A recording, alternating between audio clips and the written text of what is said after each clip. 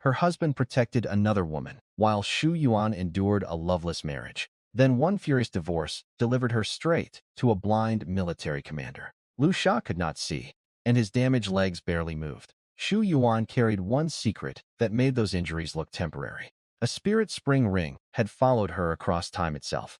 Its water could heal bodies, purify them, and rebuild strength. She decided the sweet, isolated soldier would become her new beginning. And this time, she intended to build a family worth keeping.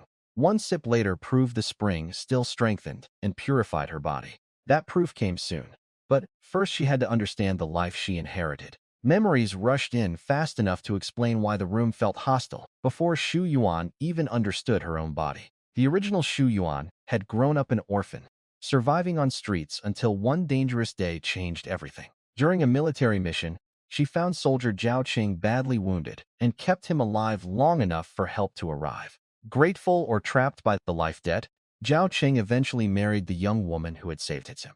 For Shu Yuan, marriage looked like the first stable home she had ever possessed, so she clung to it desperately. That hope collapsed when Zhao Cheng's childhood sweetheart, Bai Wei, arrived claiming traffickers had left her with nowhere safe to stay. Instead of helping Bai Wei temporarily, Zhao Cheng moved her into the marital home and treated her comfort as the priority.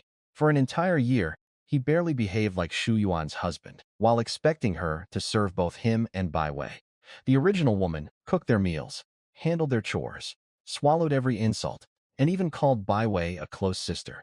Bai Wei rewarded that loyalty by quietly encouraging arguments that made the entire military compound see Shu Yuan as unstable. Whenever Shu Yuan exploded, Bai Wei stayed soft-spoken, tearful, and innocent, making the contrast look even worse. By the time the new Shu Yuan inherited those memories, the trap around the original woman was already complete.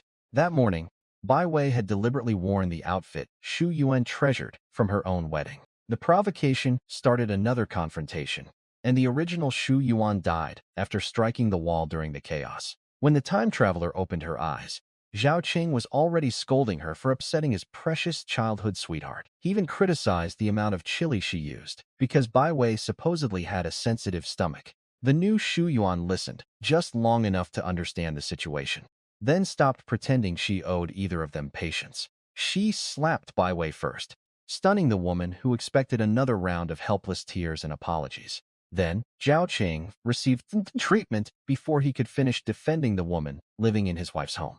Shu Yuan pointed out that Bai Wei owned plenty of clothes, but had chosen the wedding outfit for a reason.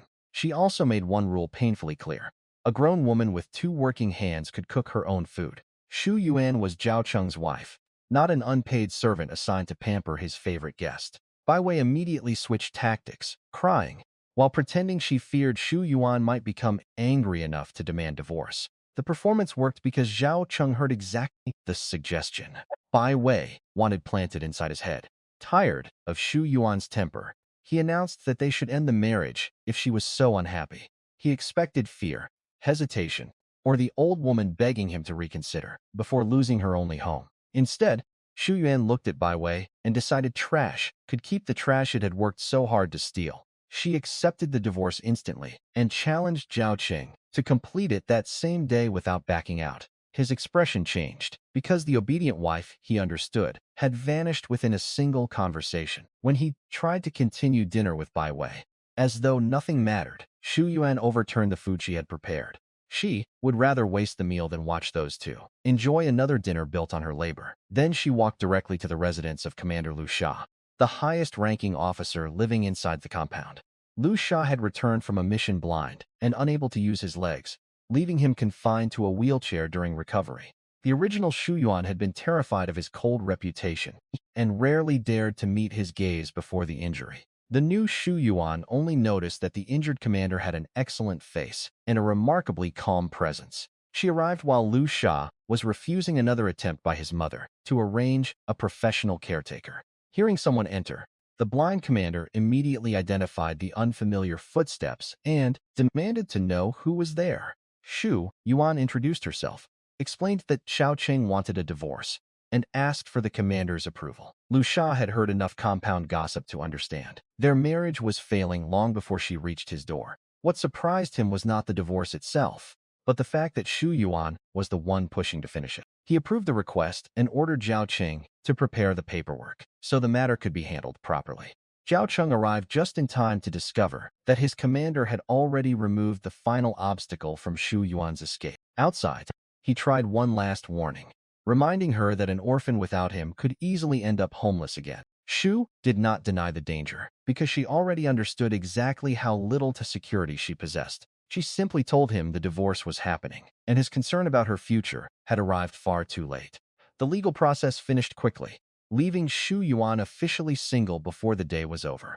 That evening, she packed the few belongings she owned, while Zhao Cheng watched for signs of regret. He even offered to let her remain until morning, as though his permission still controlled where she slept. Shu Yuan refused because staying one more night beside Zhao Cheng and Bai Wei felt worse than facing uncertainty outside. She carried her luggage downstairs and headed straight back toward the blind commander who had just approved her divorce. Lu Sha was eating alone when the newly divorced woman appeared again, with a suitcase and a very practical proposal. She needed shelter, food, a tiny salary, and enough starting money to build a life in this unfamiliar decade. He needed someone capable of cooking, cleaning, helping him move, and managing tasks his injuries made difficult.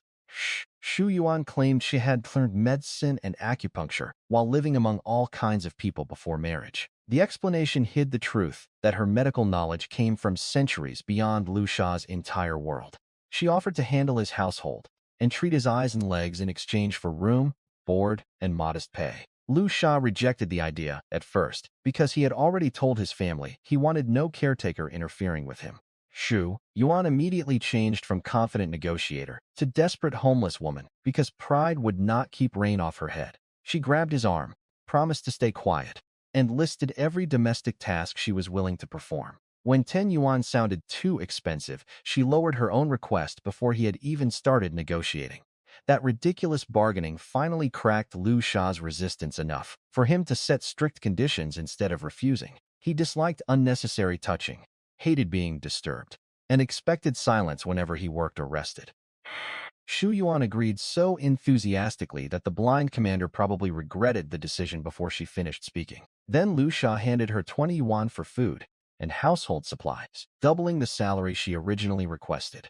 For someone who had arrived in 1985 with nothing, those bills looked like genuine startup capital. Her stomach betrayed her excitement with a loud growl, revealing she had barely eaten during the entire chaotic day. Lu Sha quietly offered the leftovers from his dinner, rather than letting his new employee go hungry. Shu Yuan accepted immediately and finished the food while mentally calculating how quickly she could change both their circumstances. After dinner, she prepared his bath and waited outside, while he handled as much of the routine as possible alone. Bored beside the bathroom door, Shu Yuan noticed a faint ring sitting on the hand of her borrowed body. Recognition hit instantly because the spirit spring ring had belonged to her before the accident that sent her through time. She pressed its hidden mechanism, and fragrant spring water appeared exactly as it had in the 22nd century. One sip confirmed that the ring had not lost the healing power that once made it her most valuable possession. The water could cleanse toxins, strengthen a weak body, accelerate recovery, and support treatments ordinary medicine could not manage. That discovery transformed Shu Yuan's situations from homeless survivor into someone carrying a private fortune on one finger. The ring itself had once been an impulsive auction purchase because Shu Yuan liked its appearance. Only after buying it in the future had she discovered the spring hidden inside. That earlier accident of wealth now became the single most useful possession in 1985. She tested the water twice before trusting that time travel had not altered its effect.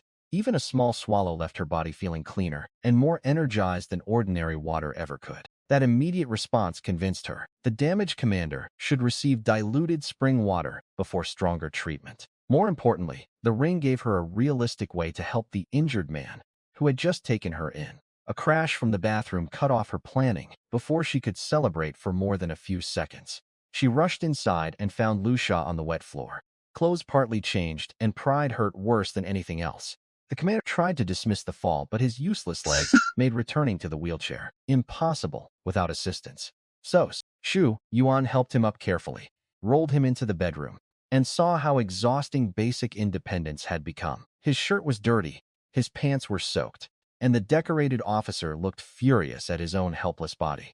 Instead of mocking him, she found clean clothes and started helping with the parts he physically could not manage. The close contact embarrassed Lu Sha, especially because Shu Yuan kept leaning near his face while adjusting his shirt. When she promised to close her eyes while changing his pants, the solution sounded safer than it actually was. Unable to see what she was doing, Shu Yuan lost her balance and planted one hand directly against his bare chest. She apologized and pulled away too fast, removing the only support keeping her from falling forward. Her face dropped toward his, and the accidental collision ended, with their lips meeting for the first time. Shu Yuan froze because gravity had just stolen the first kiss of her new life with a man she barely knew. Lu Sha reacted by shoving her away and ordering her out before his composure disappeared completely. She escaped to her room, insisting the entire incident had been an accident, even though neither of them could forget it. The bathroom fall also revealed how determined Lu Sha was to hide weakness from anyone entering his home. He tried to straighten himself on the floor before accepting that his legs could not obey. Shu Yuan deliberately kept her expression neutral, so help would not feel like pity. His wet clothes created a practical problem she handled before discussing pride or embarrassment. The dim bedroom light made every close movement more awkward because neither could easily ignore the distance between them. Lu Sha's ears reddened when her breath brushed his skin during the shirt change. Shu Yuan did not notice at first because she was concentrating on keeping her eyes closed. Her promise not to look during the pants change made balance far harder than expected. When her palm landed on his chest, she realized how much physical strength remained above his injured legs. The accidental kiss that followed lasted only a moment, but changed how carefully Lu Sha treated every later clothing routine. Afterward, Shu Yuan escaped before embarrassment could turn into a serious argument about boundaries. The next morning, military wives saw Shu Yuan leaving the commander's home and immediately started building theories about the divorce. Some assumed she had abandoned Zhao Cheng because she secretly wanted Lu Sha, while others feared what their commander might hear. Shu Yuan ignored the gossip, collected breakfast, and returned to prepare Lu Sha's towel, toothbrush, and morning routine. Only then did she finally study her new face properly in the mirror instead of relying on confused memories. Long neglected hair covered most of her features, while malnutrition had left her skin dull, yellow, spotted, and painfully thin. Underneath the damage, however, the bone structure was delicate enough to prove the original Shu Yuan had never been truly ugly. Good food could restore her weight, scissors could fix the hair, and spirit spring water could handle the rest. That made her own recovery a manageable project, instead of another problem demanding panic. Lu Sha remained awake longer, replaying an accident he had no experience processing. The next morning, Shu Yuan noticed compound wives scattering once they feared the commander might hear them gossip. His reputation still protected the house, even while his own body limited him inside it. Back in the bathroom, Shu Yuan finally saw why the original woman had always seemed almost invisible. Her hair had been allowed to grow far past the point of simply being unfashionable. Strands covered her eyes so completely that even ordinary rooms had seemed darker since the transmigration. The skin beneath looked more starved than naturally unattractive. Brown spots across her face had blended into the yellow tone, created by long-term malnutrition. Shu Yuan recognized that the problem was neglect, not bone structure. That distinction mattered because almost every visible flaw had a practical treatment. Food would restore flesh to the cheeks and limbs. Spring water would cleanse the skin and improve general health. A haircut would reveal features the original woman had hidden for years. When Lu Sha asked what she looked like, Shu Yuan jokingly called herself both ugly and beautiful. The contradiction confused him because he had never seen her face clearly, even before Lu's seeing his sight. His strongest memory was only a thin woman who kept her head down. Shu Yuan accepted that as proof her appearance had never received much attention from anyone in the compound. At breakfast, Shu Yuan served eggs, buns, vegetables, and porridge, while promising better meals once she finished shopping. Lu Sha cared less about presentation than she expected, which made feeding him far easier than impressing Zhao Cheng had ever been.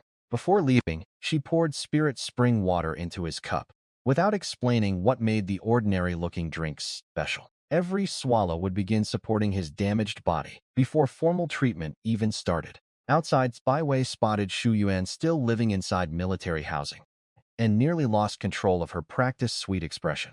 She hurried down to ask why the divorced woman had not disappeared from the compound as expected. Shu Yuan answered with open contempt, giving Bai Wei none of the emotional leverage she once held over the original woman. The bus arrived before their argument could grow, carrying Shu Yuan toward town for her first serious supply run. Behind her, Bai Wei went straight to the guard post and reported that a divorced outsider had no right to remain. While Bai Wei tried to block her return, Shu Yuan visited a medicine shop for herbs, needles, and treatment supplies. She also bought meat, vegetables, flour, rice, oil, and seasonings, until most of Lu Sha's 20 yuan had disappeared. The spending looked reckless only because nobody else knew she intended to turn medicine into a profitable business immediately. The simple cafeteria breakfast became her temporary compromise, while the kitchen remained nearly empty. She promised better cooking once the first supply run restored basic ingredients. Lu Sha did not demand luxury, which made his generous grocery money feel even less transactional. Before leaving, Shu Yuan placed the spring water where his hand could find it easily. She gave no warning because explaining a magical healing spring would invite questions she could not answer safely. Bai Wei's reaction outside confirmed that the other woman expected divorce to remove Shu Yuan completely. Seeing her walk calmly from the commander's home destroyed that assumption immediately.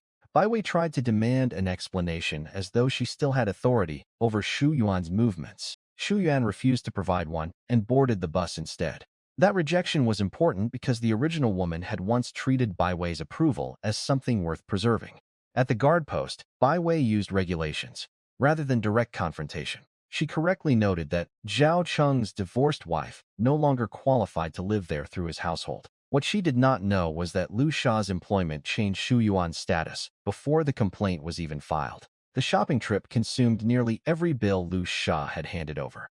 At noon, Shu Yuan returned overloaded with bags and discovered the guards refusing to let her through the gate. She explained that she was no longer Zhao Cheng's wife because Commander Lu Sha had hired her as his caretaker. One guard went inside to verify the claim, while Shu Yuan waited in the heat beside an embarrassing mountain of groceries. That was exactly when Zhao Cheng returned from training and decided the scene proved she had come crawling back. He assumed the bags were apology gifts and generously announced that he might accept them without forgiving her behavior. Shu Yuan stared at him long enough to wonder how one man's confidence could survive so much evidence against it. She explained that the food belonged to Lu Sha because she now lived downstairs as the commander's paid caretaker. Zhao Cheng insisted the commander hated disturbance and would never voluntarily hire someone as persistent as his former wife. The guard returned moments later and opened the gate after confirming Shu Yuan's employment directly with Lu Sha. Watching that certainty collapse on Zhao Cheng's face was almost worth standing under the afternoon sun.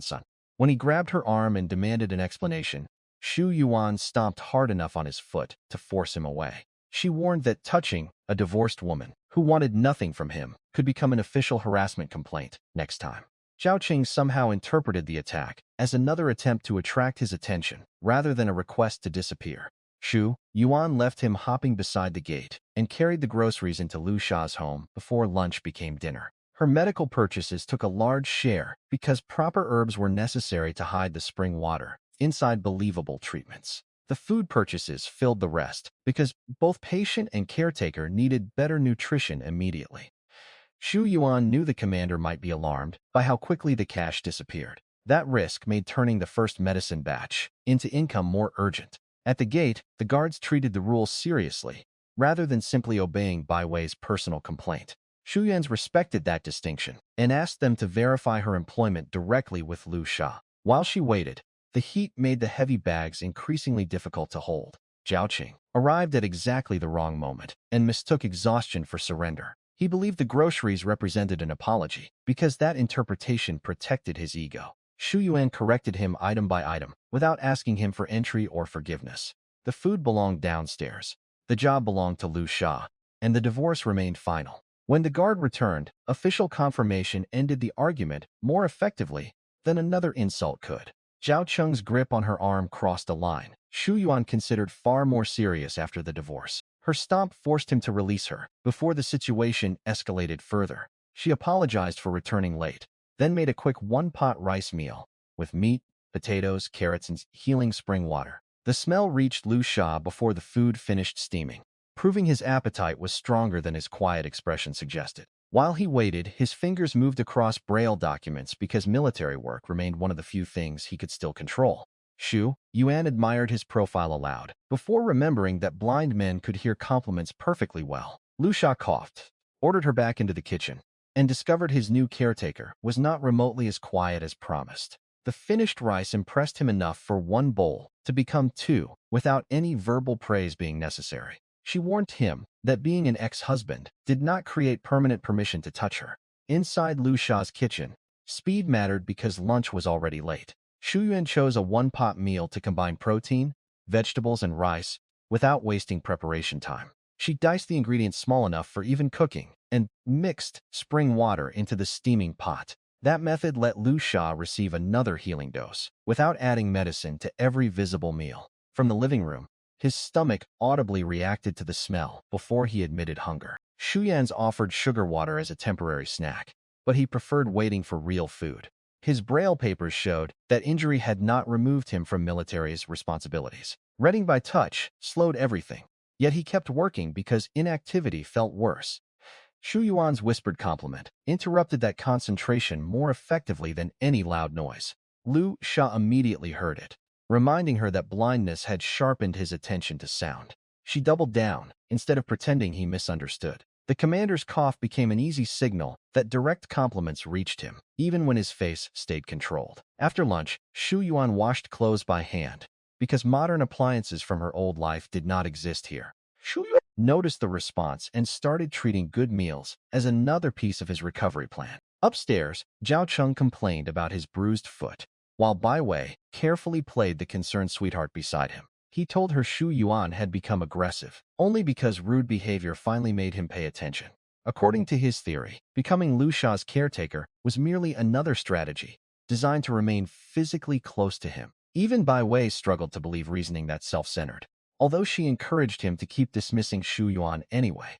Downstairs, Shu Yuan cared far more about Lu Sha's lunch and treatment than whatever story her former husband invented. After eating, she cleaned the kitchen, bathroom, clothing, and neglected corners that had become difficult for a blind man alone. The ordinary sounds of another person moving through the home gradually made Lu Sha less tense than he expected. By afternoon, Shu Yuan decided his hours of Braille work had gone on long enough and removed the documents from his hands. She pushed the exhausted commander toward bed for a nap, ignoring his claim that he never slept during the day. The repetitive household sounds filled rooms that had been almost silent before she moved in. Lu Sha did not ask her to stop, suggesting the noise bothered him far less than he predicted. By mid-afternoon, she had cleaned enough to understand how empty the home had become after furniture was removed for safety.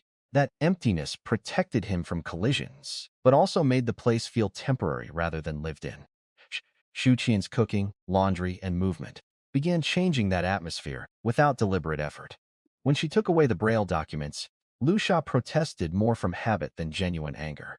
She physically directed him toward bed, because rest was part of treatment whether he valued it or not. The nap gave Shu Yuan enough uninterrupted time to analyze his medical history carefully.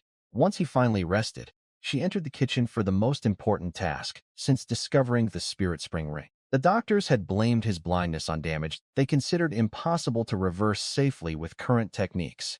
Shu Yuan understood the actual problem as a blood clot, pressing against the optic nerve in a dangerous location. Surgery in this era carried too much risk, but her future medical knowledge offered a different path. His legs were harder because torn tendons had already endured several failed repair attempts and needed careful recovery. She chose to treat the eyes first, giving his battered body time before attacking the more severe leg damage. Her herbal mixture focused on dissolving the clot gradually, while hidden spirit spring waters strengthened the treatment beyond ordinary medicine. When Lu Sha woke, Shu Yuan presented the dark bowl and told him the medicine targeted the cause of his blindness. He refused because a woman with no recognized medical license should not casually feed experimental herbs to an injured officer. Shu Yuan could not exactly explain that she had been an elite physician in the 22nd century. Instead, she invented a believable master who had supposedly taught her medicine during her years on the streets. Lu Sha remained unconvinced, so Shu Yuan swallowed a mouthful herself to prove the mixture was not poison. Then she solved his refusal in the least professional way possible, by transferring the medicine through a kiss. Lu Sha nearly pushed her across the room, more shocked by her method than by the bitterness hitting his tongue.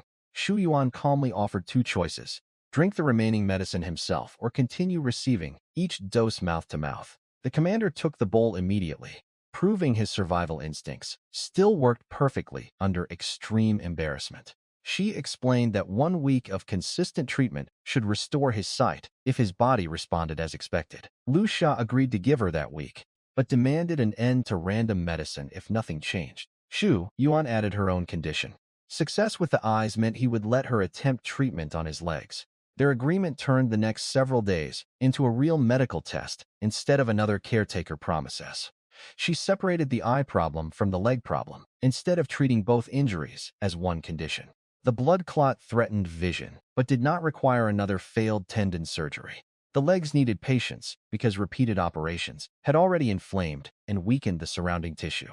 Treating the eyes first offered the fastest proof that her methods deserved trust. The first herbal bowl smelled bitter enough that Lu Sha questioned it before tasting anything. His refusal was medically reasonable from someone who had already been through multiple unsuccessful procedures. Shu Wan's fake master story gave him a framework he could understand without exposing time travel. Drinking the medicine herself established safety, but still did not guarantee he would cooperate. The mouth-to-mouth transfer shocked him into swallowing before he could refuse again. His immediate choice to take the bowl afterward proved embarrassment could sometimes motivate excellence in compliance.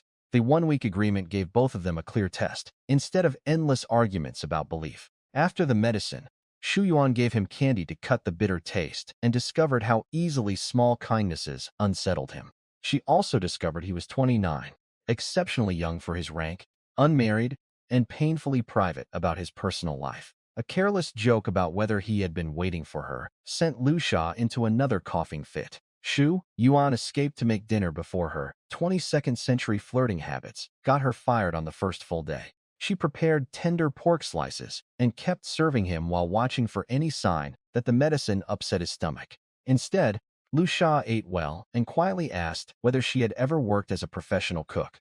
Shu Yuan blamed her skill on loving food because explaining future culinary habits would create more problems than it solved. From the hallway, Zhao Cheng caught the smell and saw his former wife comfortably feeding another man at dinner. Something about the domestic scene bothered him, even though he had spent a year insisting he wanted nothing from her. Shu Yuan noticed him watching, closed the door in his face, and announced that removing trash improved her appetite.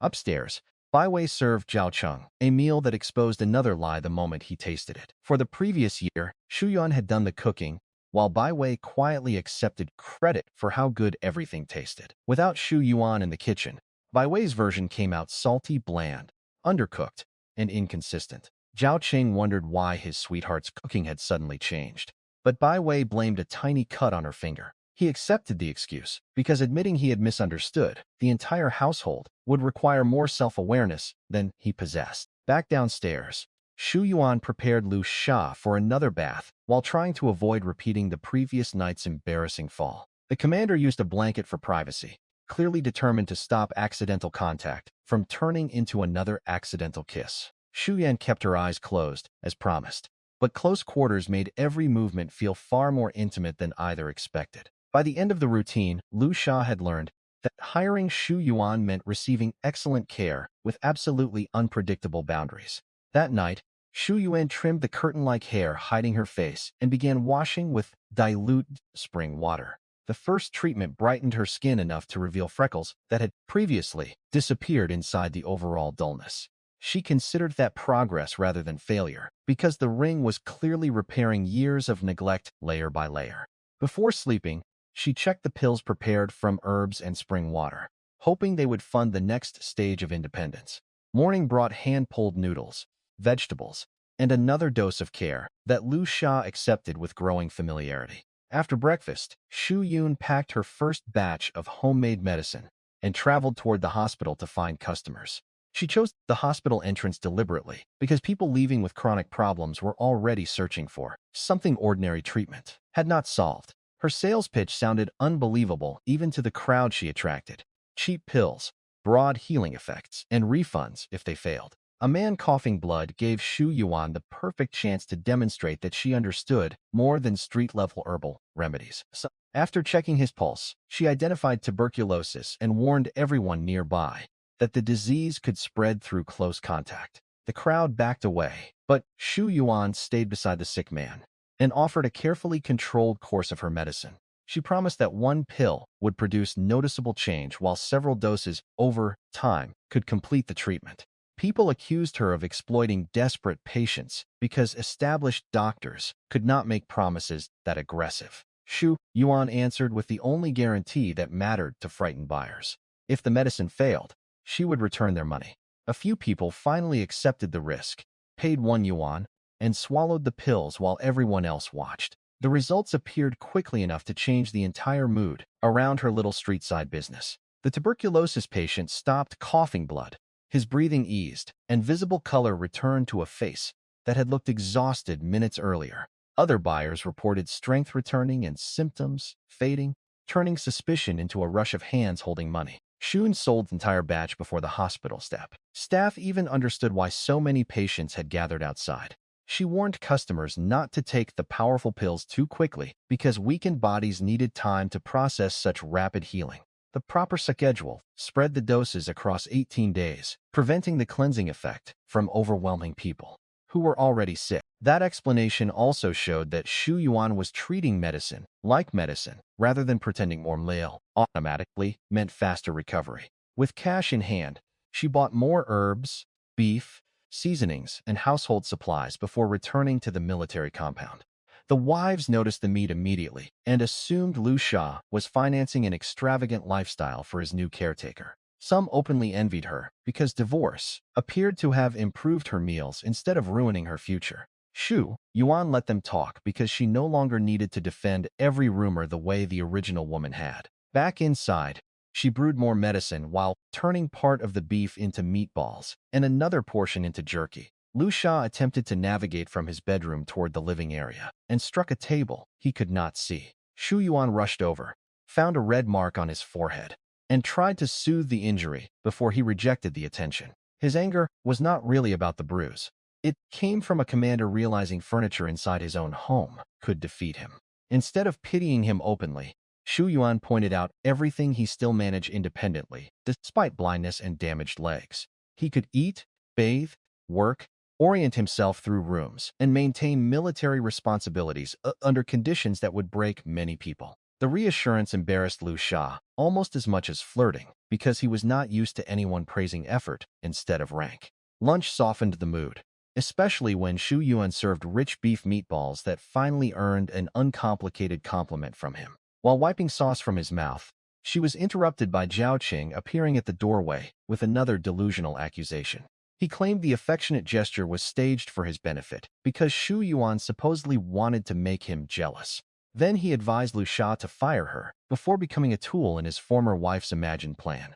Shu Yuan answered the interference with 2 slaps, a kick, and a locked door before Zhao Cheng could ruin the meal further. Even after being thrown out, Zhao Cheng shouted that violence would never make him fall for her again. Inside, Shu Yuan apologized to Lu Sha because she feared her ex-husband's nonsense might cost the job she depended on. Lu Sha promised that good work mattered more than gossip, although he warned her never to use him deliberately against Zhao Cheng. Shu Yuan realized arguing would only make the accusations sound more believable, so she returned to medicine instead. That afternoon, Lu Sha's mother arrived unexpectedly and immediately noticed the unfamiliar woman working inside her son's kitchen. Madame Lu had recently tried to arrange a professional caretaker and became suspicious that some opportunist had moved into his home instead. One look at Shu Yuan's thin frame and neglected appearance reduced that concern because she assumed her son could never be interested. Shu Yuan quietly accepted the insult because looking harmless made keeping the job easier, while her own appearance continued healing. She described herself as a housekeeper rather than a physician, avoiding questions about credentials she could not possibly produce in this century. Madame Lu asked whether the young divorced woman could truly manage an injured commander without formal support. Lu Sha answered before Shu Yuan could oversell herself, stating that she had taken good care of him so far. His mother accepted the arrangement temporarily, but warned that she would replace Shu Yuan if her son's condition declined. The conversation also revealed why Lu Sha seemed emotionally distant from his parents, despite their concern about his injuries. He had been raised primarily by his grandparents, leaving the relationship with his mother and father formal, rather than warm. Before leaving, Madame Lu gave Shu Yuan money to improve Lu Sha's diet ahead of another surgery scheduled for the following month. The idea of a fourth operation bothered Shu Yuan because 3 recent failures had already damaged the same body doctors wanted to cut again. She pushed for more grocery money, arguing that proper herbs and nutrition would matter if they truly wanted him stronger. Madame Lu doubled the amount and gave Shu Yuan less than half a month to show clear improvement. Shu Yuan accepted because the eye treatment should prove itself before that deadline, even if the legs needed more time. When she told Lu Sha about the money, he showed little interest in controlling every purchase and told her to use it appropriately. Shu Yuan promised to record expenses anyway, imagining the day he could read those accounts with his own restored eyesight. His silence made clear that he still considered full recovery unlikely, but she chose results over another argument. Later, Shu Yuan offered to read his military documents aloud, after watching him struggle through Braille for hours. Lu Sha was surprised she could read it all, because her known background included poverty, homelessness, and almost no formal schooling. She explained that educated people she met, while wandering, had taught her another partial story designed to protect the larger truth. Her reading made his workload faster and less exhausting, while giving them long stretches of calm time together. By evening, Shu Yuan decided useful participation might help his mood more than endless rest, so she wheeled him into the kitchen. She assigned scallions and garlic, simple tasks he could perform by touch, while she handled knives and heat. His first attempt removed the wrong part of the scallions, forcing Shu Yuan to stand behind him and guide his hands. Her breath near his ear produced another obvious blush that he denied with the seriousness of a man denying military intelligence. When both turned at the wrong second, their mouths collided again, creating another kiss neither had planned. Shu Yuan joked that accidental intimacy was becoming frequent enough for Lu Sha to consider taking responsibility. The joke landed differently in 1985, where reputation and physical closeness carried consequences she had underestimated. Lu Sha became serious and said he would take responsibility if she could accept a blind man whose legs might never recover. Shu Yuan stopped teasing because the offer changed their relationship from playful attraction into a real possible future. He offered money as an alternative if marriage felt impossible, assuming financial compensation might protect her from social damage. Money mattered to Shu Yuan, but she had already discovered she could create her own income with medicine. A man with Lu Sha's character, however, could not be manufactured once she let him go. She chose him directly, telling the commander that when he recovered, she wanted him to marry her. Lu Sha warned that recovery might never happen, meaning her condition could become a lifetime of waiting.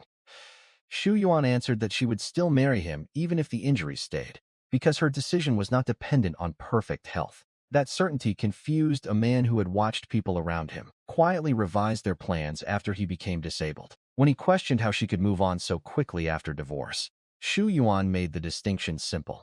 Zhao Cheng belonged to a failed life she had already ended, while the feelings forming around Lu Sha were entirely separate. She promised to prove her intentions through actions, rather than demanding that he trust declarations made after only a few days. Lu Sha did not suddenly become romantic, but he had given his word and did not treat promises casually. They finished dinner together, both aware that caretaker and patient no longer described the whole relationship developing inside the home. Upstairs, Zhao Cheng began discovering how much invisible work Shu Yuan had carried during their marriage. Bai Wei's cooking remained terrible, despite using the same recipes, exposing how completely she had relied on someone else's labor. When Zhao Cheng finally questioned the taste, Bai Wei displayed a small finger cut and blamed the injury for every failed dish. He accepted the excuse, then suffered the consequences when both of them developed violent food poisoning later that night. They spent hours sick enough to require help from the military clinic, turning their romantic dinner into a humiliating disaster. Shu Yuan knew none of it because her attention had shifted almost completely toward Lu Sha and the home they now shared. Zhao Cheng's first evening without Shu Yuan's cooking became a practical lesson in how much work he had ignored. Bai Wei followed familiar recipes, but lacked the timing and judgment that had made those meals taste consistent. One dish came out excessively salty, while another barely seemed seasoned at all. The vegetables were worse because some remained undercooked enough to create a health problem rather than simple disappointment. Zhao Cheng noticed the difference, but still preferred a convenient explanation over questioning Bai Wei's honesty. Her tiny finger injury gave him exactly that excuse. Later that night, both developed stomach cramps intense enough to end any romantic atmosphere immediately.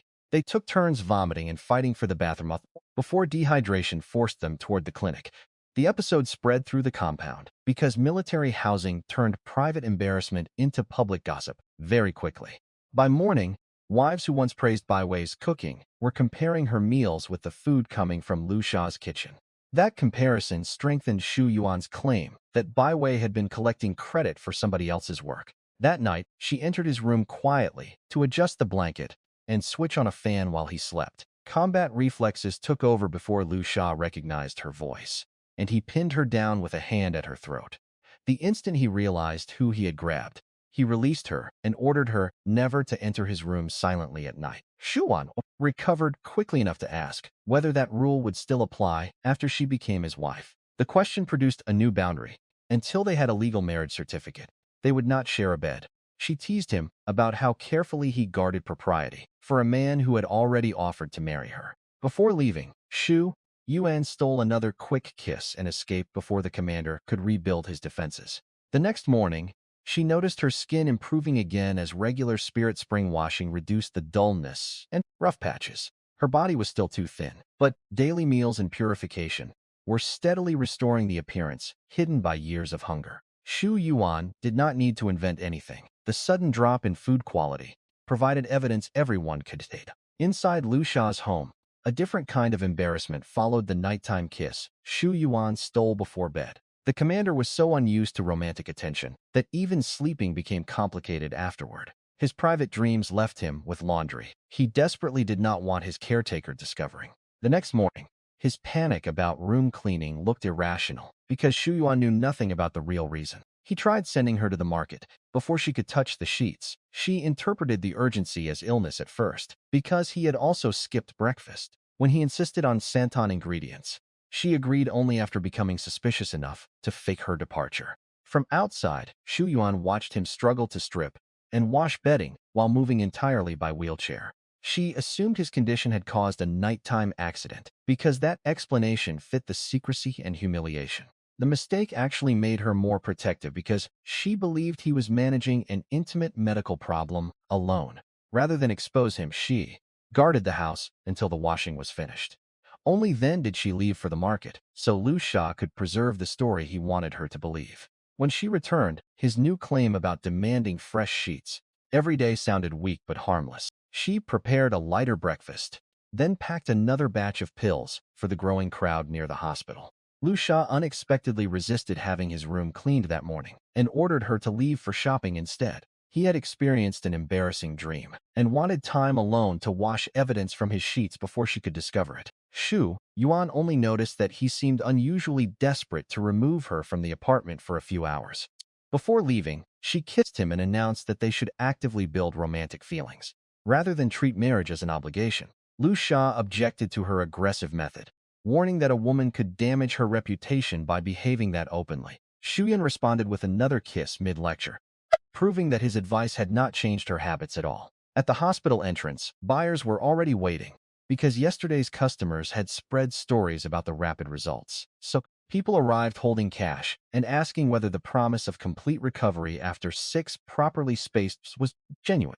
Shu Yuan repeated the refund guarantee and sold the second batch almost immediately. Her profit was strong enough to make medicine a real business, but she also recognized the market had limits. If she cured everyone around the hospital, she would eventually need another source of income, rather than depending on permanent sickness. Inside the hospital, staff began noticing that waiting rooms were emptier. At the exact time, Shu Yuan's street sales grew. The director did not yet know the reason, but losing patients quickly got his attention. Shu Yuan fell asleep first, proving she felt safer beside him than he felt around his own thoughts. The next hospital trip showed how quickly her medicine reputation had outgrown a street experiment. Customers were waiting before she arrived, rather than gathering only after hearing a sales pitch. Some brought family savings because chronic illness had already consumed far more money through repeated treatment. Shu Yuan repeated the refund promise instead of raising prices immediately on desperate ordinary patients. She distinguished those buyers from wealthy birthday guests later, where luxury pricing would become part of the business decision. The hospital director's empty chairs were therefore the result of cured people, not just aggressive advertising outside his door. After buying the large fish, Shu Yu's return to discover gossip had become unexpectedly useful. The wives were independently reconstructing who had actually prepared Zhao Cheng's meals during the marriage. Back at the market, Shu Yuan bought a large fish because protein remained central to rebuilding Lu Sha's strength. When she returned, compound gossip had shifted.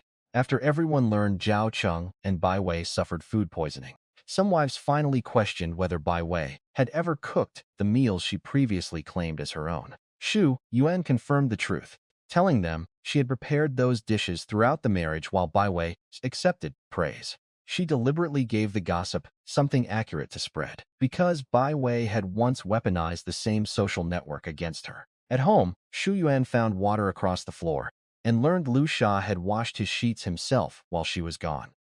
It was simple cleanliness, and she did not yet understand what had actually motivated the emergency laundry. Instead of embarrassing him with questions, she hung the sheets and started preparing the fish. Lu Sha admitted he normally avoided fish because blindness made hidden bones dangerous enough to turn a meal into a choking risk. Shu Yuan promised to remove every bone and demonstrated knife skills, far beyond what he expected from a former street orphan.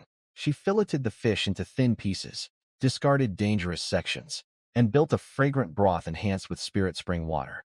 After one cautious bite, Lu Sha realized she had kept her promise and relaxed enough to enjoy the entire dish. The small success mattered because blindness had forced him to avoid ordinary foods he once ate without thinking. After lunch, Shu Yuan remade his bed, while Lu Sha hovered nearby, awkwardly asking whether she had noticed anything unusual. She searched everywhere for a missing object, never realizing he was actually confirming whether the sheets had revealed something embarrassing. When she found nothing, Lu Sha visibly relaxed and dropped the subject before curiosity could become dangerous. The next dose of medicine created another absurd misunderstanding. When he asked whether she planned to feed him mouth to mouth, Shu Yuan treated the question as permission and delivered the entire bitter bowl that way, leaving both of them flushed afterward. She followed it with candy and returned to making pills, while Lu Sha tried to recover his composure in peace. Running low on herbs pushed Shu Yuan toward another practical problem. The compound vegetable plot still belonged partly to her old household. She refused to leave a season's harvest for Zhao Cheng and Bai Wei after doing most of the work that produced it. At the garden, military wives stared when Shu Yuan greeted them warmly.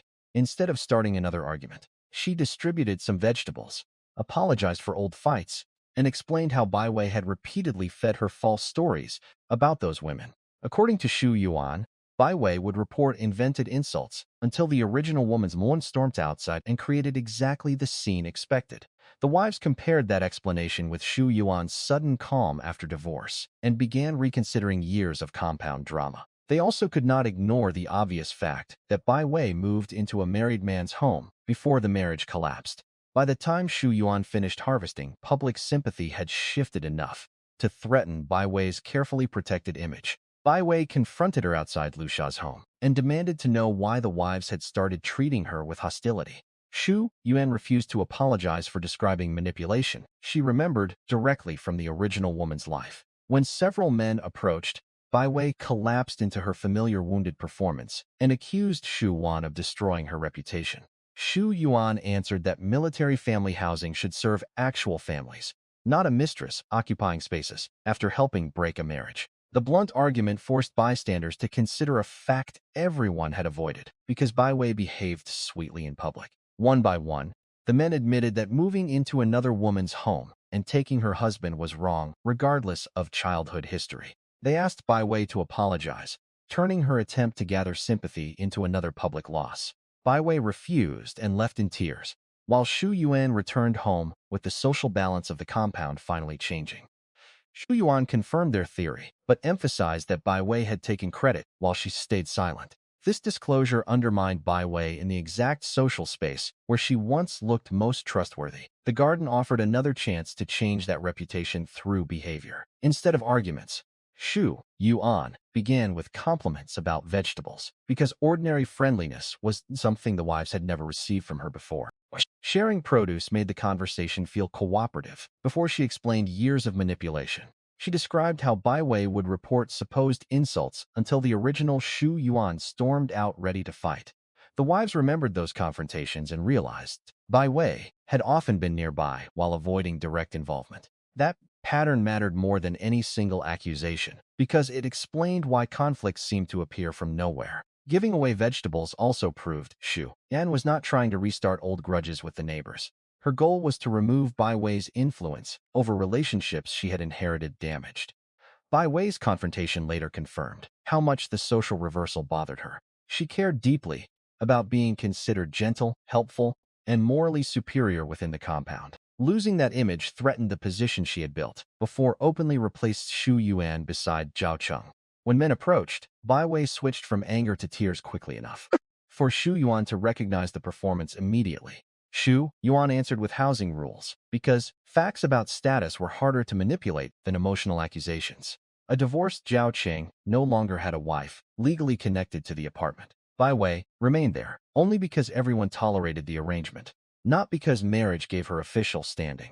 The men who defended Bai Wei at first changed sides once the situation was framed in those simple terms. That evening, Shu Yuan made fish balls and two broths and noticed Lu Sha stopped eating after a surprisingly small portion. At first, she suspected illness, but his pulse and behavior told a different story. He was deliberately limiting food because using the bathroom with useless legs could become humiliating and sometimes required assistance. The realization reframed several meals that Shu Yuan had assumed were simply examples of his restrained personality. During his bath, another failed attempt to manage clothing alone reminded her how little independence the injuries had left him.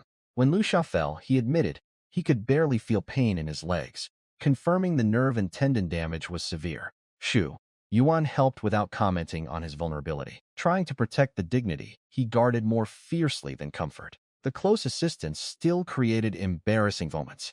But beneath the teasing, she began understanding what daily disability actually cost him. Her determination to repair his legs became less about proving medical genius and more about restoring choices he had quietly lost. Their demand for an apology humiliated her because it turned sympathetic witnesses into critics within minutes.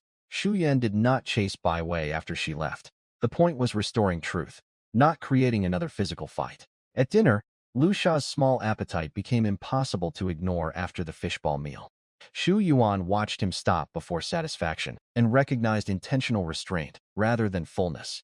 She waited until the bath routine confirmed how difficult toileting and clothing remained before raising the issue directly. His statement that he could not feel pain in the legs showed why accidental injuries were especially dangerous. A person who could not feel damage might worsen it without realizing anything had happened. That detail reinforced Shu Yuan's decision to avoid another rushed surgery until the body was stronger. The clothing accident in the bathroom embarrassed both of them, but Shu Yuan treated it as a caregiving problem afterward. Lu Sha's extreme modesty made every necessary touch feel larger than it would in her original century. Her joking sometimes went too far, yet she consistently returned to practical help once she saw genuine discomfort. By the time they finished changing clothes, Lu Sha had survived another humiliating routine without losing her respect. That mattered because dependence had taught him to expect people to remember the embarrassing part longer than the person.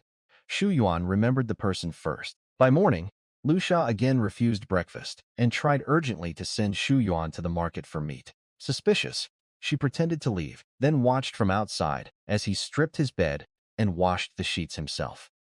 Shu Yuan wrongly concluded that he was having nighttime accidents and felt terrible that shame had forced him to hide them.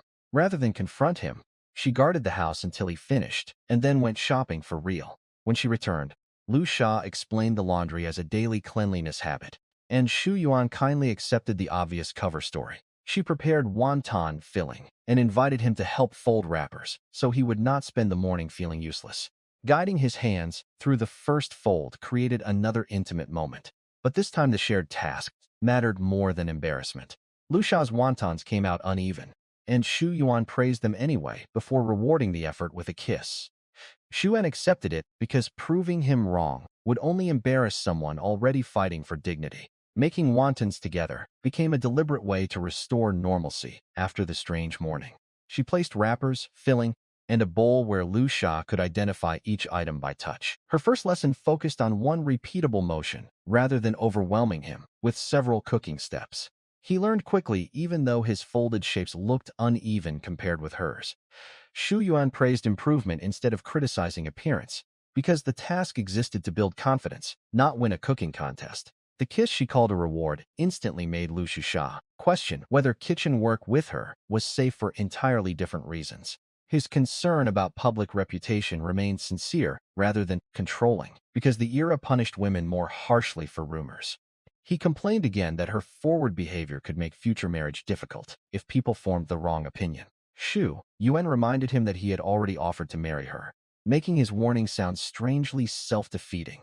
Then, she gave him a measurable promise, instead of another vague claim about recovery. Within 3 days, she said, his eyes would begin working again, if the treatment continued progressing normally. Lu Sha could not believe that doctors had called his blindness permanent, while this woman predicted a miracle on a calendar. Shu Yuan stopped arguing, because the deadline itself would provide stronger evidence than anything she could say. As they ate wontons, she noticed again that Lu Sha restricted his portion and finally addressed the bathroom problem directly. She told him to eat enough, call her when he needed help, and never fear that she would expose or mock an accident. Lu Sha quietly asked whether she would eventually find the situation disgusting after months or years of caregiving. The question revealed that even his own family had reacted badly to parts of his disability. Shu Yuan answered that physical limitations were not moral failures, and his injuries did not make ordinary bodily needs shameful. She cared because he was hurt, not because she found him repulsive, and she wanted him nourished enough to recover. Lu Sha warned once more that marrying him could become a burden if his legs never improved. Shu Yuan asked him to stop bringing Zhao Cheng into the discussion, because her choice had nothing to do with provoking an ex-husband. Shu Yuan understood the cultural risk, even while refusing to let it dictate every private moment. Her promise that his sight would return within 3 days finally gave Lu Sha something specific to test. He had heard too many uncertain medical predictions, so a precise deadline sounded almost reckless. Shu Yuan preferred that risk, because her treatment had already produced pulse changes she could measure. At lunch, she counted how few wontons Lu Sha intended to eat, and realized restraint had become a survival strategy. He was not dieting for appearance, and had not lost his appetite. He was trying to reduce how often his body forced him into situations requiring help. That meant under-eating was quietly slowing the very recovery he wanted most. Shu stopped treating portion size as a preference. Once she understood the cause, she promised confidentiality about bathroom accidents, because privacy, not cleanliness, was the fear controlling him. Lu Sha's question about disgust revealed that bad reactions from relatives had hurt more than he normally admitted. The person expected to depend on family had learned instead to minimize needs, so nobody would resent helping. Shu Yuan answered by separating the injury from the man living with it. His disabled legs created difficult tasks, but they did not make him dirty, weak-minded, or less worthy of affection. That conversation changed the emotional balance, more than any teasing kiss, because Lu Sha finally heard acceptance, without conditions. That afternoon, she caught him ignoring a cup of healing water while buried in military work. Instead of repeating the reminder, Shu Yuan delivered the water through another kiss and announced a ridiculous new rule. If Lu Sha ignored health instructions after one warning, she claimed she would use kissing as enforcement. He attempted to ban all kissing until they possessed a marriage certificate, citing her reputation rather than his own obvious embarrassment. Shu Yuan agreed with a tone so unconvincing that neither of them treated the promise as binding.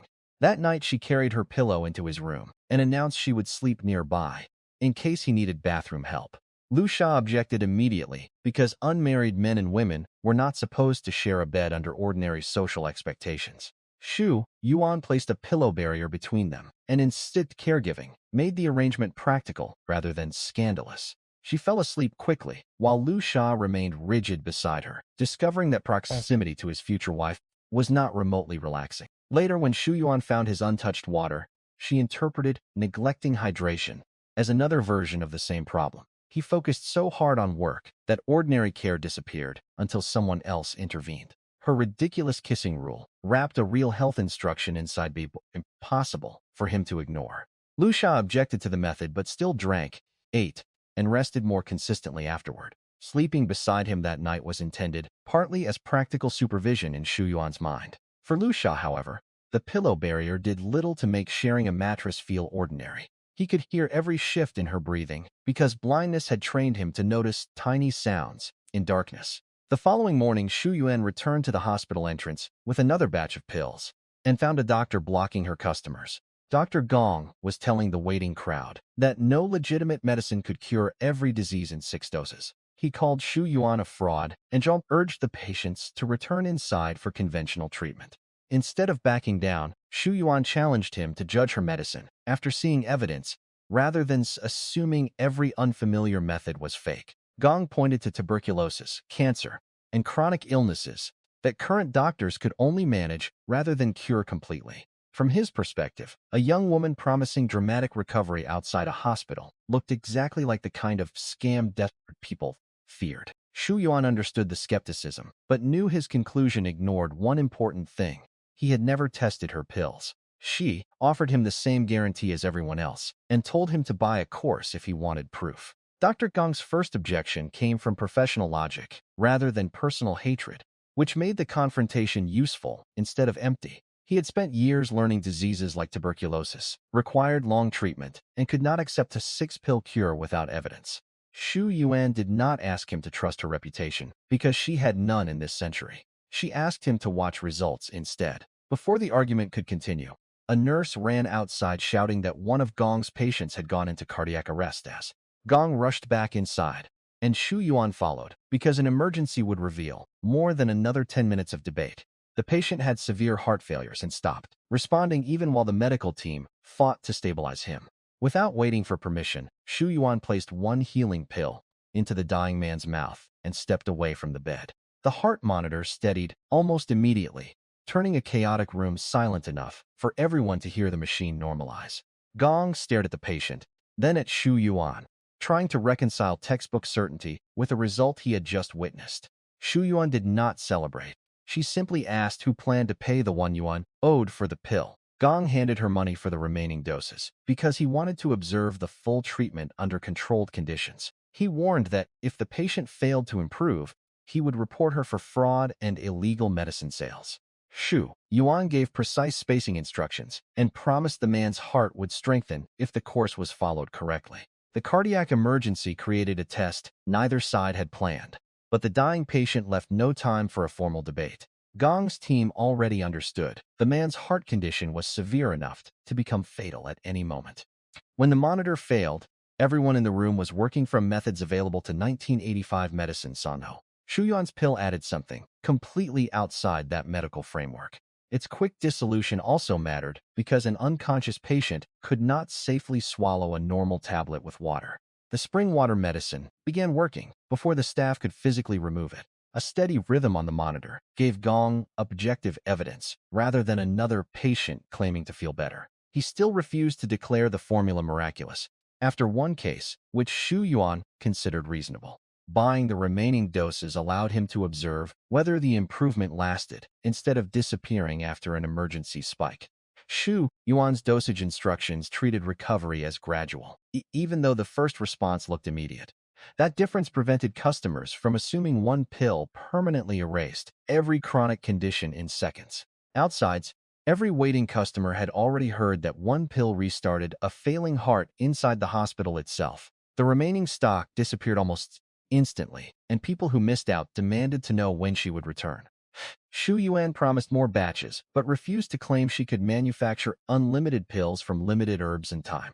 Outside the room, the crowd heard enough to turn the doctor's skepticism into free advertising. People who had hesitated earlier, now worried only about stock running out before their turn. Shu Yuan limited promises to what she could actually manufacture, avoiding a line of customers she could not serve. The hospital director saw a different problem because every successful cure removed a paying patient from his system. His interest, therefore, began as financial competition, long before he offered to buy the formula. From an upstairs window, the hospital director finally saw the woman responsible for the shrinking number of patients in his building. He ordered staff to investigate what she was selling and why sick people trusted her more each day. Shu Yuan left before knowing she had attracted attention from someone with both authority and financial reasons to stop her. At the herb shop, the owner raised another problem she had avoided. Because customers cared more about results than paperwork, selling prepared medicine without a medical license could become a criminal issue the moment someone complained or suffered a reaction. Shu Yuan had possessed advanced credentials in her original century, but those documents did not exist in 1985. The original woman's lack of schooling also meant she could not simply present transcripts and enter a normal licensing path. The shop owner explained that someone with strong connections could recommend an unconventional candidate for examination, and through a medical school. Shu Yuan immediately thought of Lu Sha, then rejected using his rank as the easiest shortcut. She wanted any future relationship with him to resent from whatever career advantage his position could provide. Another possibility existed through his grandfather, whose medical connections were far more directly related to the license she needed. At the herb shop, licensing became Shu Yuan's first obstacle that magical medicine could not simply heal away. A legal certificate required institutions, records, or powerful recommendation, rather than medical talent alone. The original woman's lack of education meant Shu Yuan could not easily explain advanced knowledge without attracting suspicion. She needed a path that tested skill directly, instead of demanding a school history she did not possess. For now, Shu Yuan bought herbs, pork belly, cabbage, and seasonings before carrying everything back toward the compound. The military wives again commented on her daily meat purchases, as though Lu Sha's grocery budget belonged to the entire neighborhood.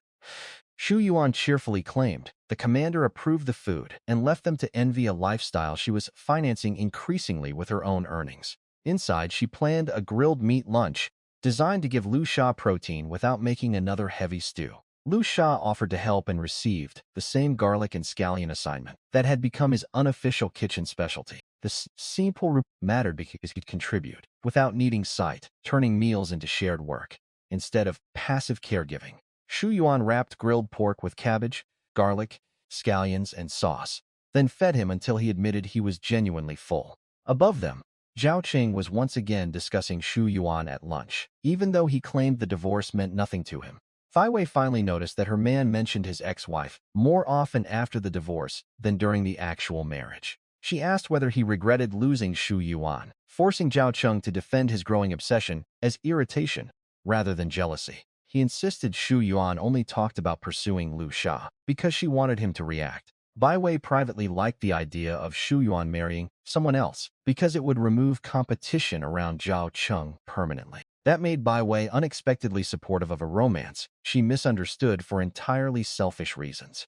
Downstairs, Shu Yuan gave Lu Sha another bitter dose, while the commander endured the treatment with less resistance than before. A later pulse check showed that the rest of his body was responding steadily, confirming the spring water was strengthening him during recovery. When he lay down afterward, a faint patch of brightness appeared near the window, where only darkness had existed for weeks.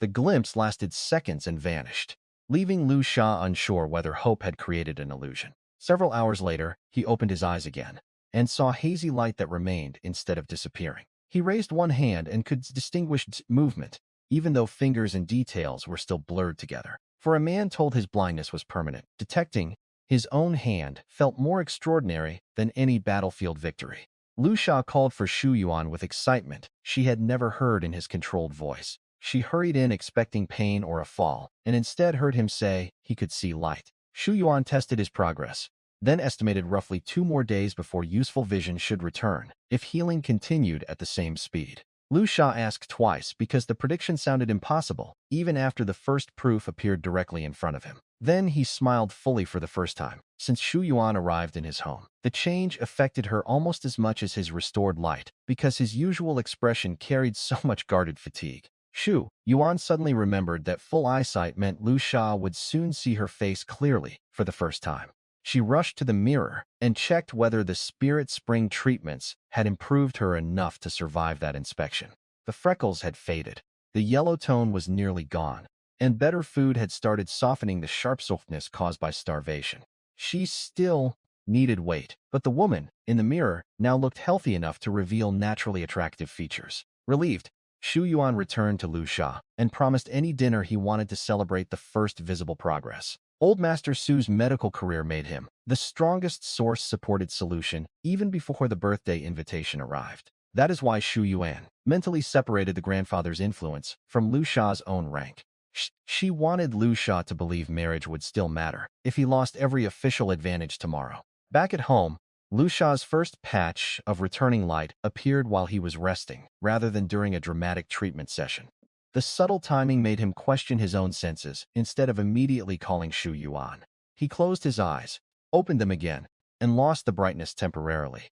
That disappointment was short-lived because the next attempt produced a hazy world instead of complete darkness. Movement came before detail, giving him the ability to detect a hand without identifying individual fingers. Shu Yuan used that progression to estimate recovery instead of promising instant perfect vision. Her confidence came from understanding the clot was shrinking, rather than from simply trusting the ring blindly. He chose nothing specific, so she transformed leftover wontons into a crispy pan-fried version rather than wasting food. While they ate, Lu Sha kept looking toward light sources simply because seeing blurry shapes still felt new and valuable.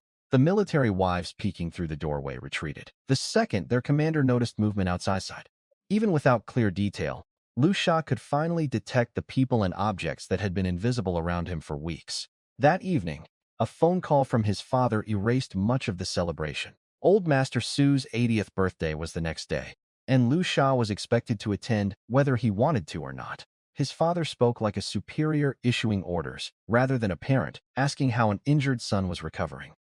Zhu Yuan heard enough of the conversation to understand why Lu Sha's face hardened after hanging up. He felt obligated to honor his grandfather, even though returning to the family home promised discomfort everywhere else. Shu Yuan immediately offered to accompany him, and even joked that she could engineer an escape if the gathering became unbearable. Lu Sha accepted the company because nobody else had ever treated his comfort at family events as something worth protecting. The next morning, a family car collected them and carried them into a neighborhood reserved for senior officials and influential military families. Old Master Su had once led the military district hospital, making his birthday gathering a magnet for doctors, officers, and political connections. The courtyard was already crowded when Lu Sha's wheelchair came through the entrance. Whispers started immediately about the decorated commander, who had returned from a mission blind and unable to walk. Several guests openly compared him with his younger brother, and repeated rumors that the Chen family's daughter abandoned their engagement. Others predicted that a disabled eldest son would spend the rest of his life alone, despite his rank and appearance. Shu Yuan's temper rose faster with every sentence, because they were discussing a wounded soldier as though he were damaged property. She stepped forward and told the guests Lu Sha was not alone, because she was standing beside him. Attention shifted toward her appearance, clothing, and background, giving the same people a new target for their cruelty. Some mocked her plain outfit and assumed an injured commander had been forced to accept whatever woman would take him. Shu Yuan answered with insults sharp enough to stop the conversation, rather than pretending politeness mattered more than defending him. She pushed the wheelchair through the crowd before Lu Sha could decide whether offending influential guests was worth the consequences. Lu Sha's excitement also changed the way he listened to every later treatment instruction. A patient who had once tolerated mismedicines skeptically now had proof that continuing could lead somewhere. The birthday invitation arrived at the exact moment hope was returning, forcing him from a safe home back into a painful family environment. His father's tone made attendance sound compulsory, even though Lu Sha was still recovering from catastrophic injuries. Shu Yuan's offer to accompany him therefore served emotional protection as much as physical assistance. The family courtyard revealed an entire social hierarchy before either reached the main hall. Senior officers and medical leaders treated personal gossip about Lu Sha as acceptable entertainment because they considered his decline permanent. Some reduced years of military achievement to the wheelchair sitting in front of them. Others used Chen Lingling's broken engagement as proof that even his private future had collapsed. Shu Yuan refused the assumption that a woman leaving meant Lu Sha had become unworthy of love. Her defense also publicly identified herself as someone choosing him despite his condition. That declaration exposed her to judgment immediately, but backing away would have confirmed the cruelty she wanted to challenge. Inside the main hall, Old Master Su was listening to another doctor discuss a possible fourth operation on Lu Sha's legs. The surgeon was Dr. Chen, father of the former fiancée. who had postponed marriage after Lu Sha's injuries. Chen admitted the new equipment offered only around a 1% chance of meaningful success. To Shu Chen, cutting damaged tendons again for odds that poor sounded less like medicine and more like another gamble with Lu Sha's body. She challenged Chen openly, questioning why another surgery made sense after 3 failures had already weakened the patient. Dr. Chen defended the low probability by arguing that current medicine could offer almost nothing better for such severe tendon damage. Watch. Shu Yuan responded with a promise that changed the entire room. Give her 1 month, and she would restore Lu Sha without surgery. The claim sounded ridiculous to everyone who knew his case, but Shu Yuan was thinking beyond pride. Old Master Su's history at the military hospital meant he could potentially secure the licensing examination she needed. She proposed a deal directly to the old man, instead of asking Lu Sha for connections. If she restored Lu Sha's legs within 1 month, Old Master Su would owe her 1 favor to be named afterward. The grandfather agreed because a healed grandson would be worth far more than 1 undefined request. Dr. Chen immediately demanded a consequence for failure. Convinced the young woman was promising something medically impossible, Shu Yuan offered the reverse bargain. If she failed, she would owe Old Master Su 1 favor instead. Chen mocked the value of a promise from a poor divorced woman with almost no recognized status. Shu Yuan ignored him because the agreement only mattered between herself, the patient, and the grandfather who accepted it. Lu Sha finally greeted Old Master Su properly.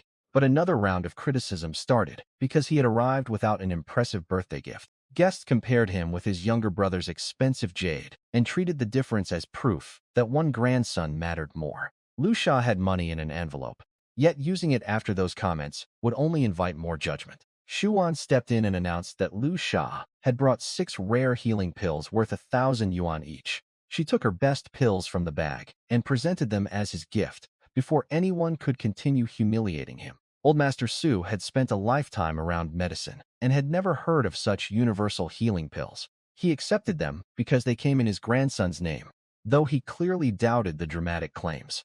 Shu Yuan moved Lu Sha into the garden afterward, away from relatives and guests who seemed determined to measure his value publicly. The insults about her skin and clothes carried less weight because she knew both were already changing. She could repair appearance far more easily than the guests could repair their manners. Lu Sha stayed quiet, partly because years inside this family had taught him confrontation rarely improved favoritism. Shu Yuan had not learned that resignation, so she answered each insult as though rank did not make cruelty respectable. Old Master Su's hall brought the medical conflict directly into the family conflict. Dr. Chen's 1% estimate might have sounded hopeful to relatives desperate for any chance. To Shu Yuan, however, repeated surgery, without meaningful improvement, represented accumulated trauma rather than persistence. The previous operations had already left Lu Sha's body needing rest before another invasive attempt. Her 1-month promise therefore included recovery time, treatment, and tendon repair, rather than a single miracle procedure. Dr. Chen heard only arrogance because no recognized young physician would claim results that far beyond current surgery. The wager with Old Master Su transformed that disagreement into accountability on both sides. Shu Yuan risked owing a favor if she failed, giving the old man something concrete rather than empty confidence. She delayed naming her desired favor because healing Lu Sha had to happen, though the sentence request carried weight. The birthday gift problem appeared small compared with surgery, but it exposed another way the family measured worth publicly. Lu Sha's cash envelope was practical, yet the expensive jade from his younger brother created a comparison designed to humiliate. Shu Yuan's healing pills shifted that comparison from visible luxury to actual usefulness. Calling them Lu Sha's gift protected his face, without revealing she had decided on the substitute only moments earlier. Old Master Su accepted the pills politely, rather than insulting his grandson in front of everyone. The grandfather's medical background also made him curious enough not to throw unknown medicine away immediately. She told him that rank, mobility, and comparison with his younger brother did not change how capable she believed he was. Lu Sha had spent years accepting the family's favoritism because his grandparents once gave him the affection his parents did not.